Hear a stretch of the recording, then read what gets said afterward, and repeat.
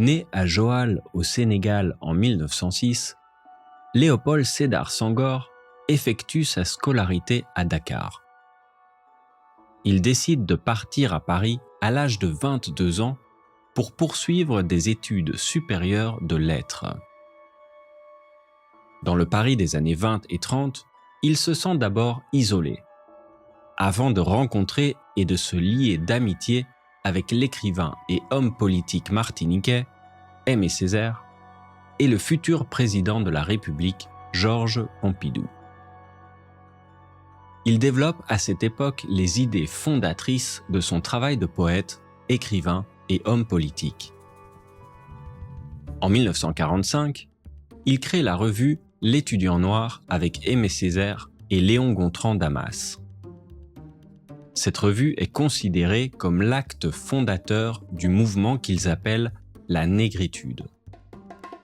Remis dans son contexte historique, selon la définition donnée par Aimé Césaire, la négritude est la simple reconnaissance du fait d'être noir et l'acceptation de ce fait, de notre destin de noir, de notre histoire et de notre culture.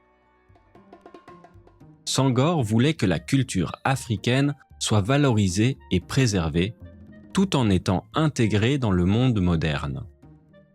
Il voit ce mouvement comme l'occasion de revivre en Afrique l'aventure de la Renaissance.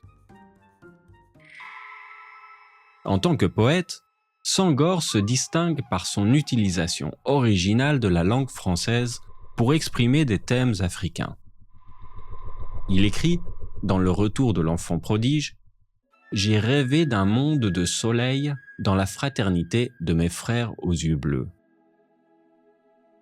Il a également écrit des poèmes en wolof, une langue parlée au Sénégal et en Mauritanie, ainsi qu'en anglais. Ses œuvres les plus célèbres incluent Chants d'ombre et Hostie noire. Après avoir cofondé le parti Rassemblement démocratique africain, qui a lutté pour l'indépendance de l'Afrique francophone, il est élu député en France. Puis, de retour au Sénégal, il devient le premier président du pays après son indépendance de la France en 1960. Mais on lui reproche de diriger le pays de manière trop autoritaire après avoir supprimé temporairement le multipartisme dans son gouvernement. Au-delà de sa carrière littéraire et politique, Senghor est également connu pour son humanisme et son engagement en faveur de la paix. Il a été un défenseur de la coopération internationale et de la compréhension entre les cultures. Il a été élu à l'Académie française en 1983, devenant ainsi le premier Africain à recevoir cet honneur. Question. Avez-vous lu de la poésie en français? Et en particulier le travail de Léopold Sédar Senghor? Quel aspect de sa vie vous intéresse le plus? Sa carrière d'écrivain, de politicien ou d'humaniste?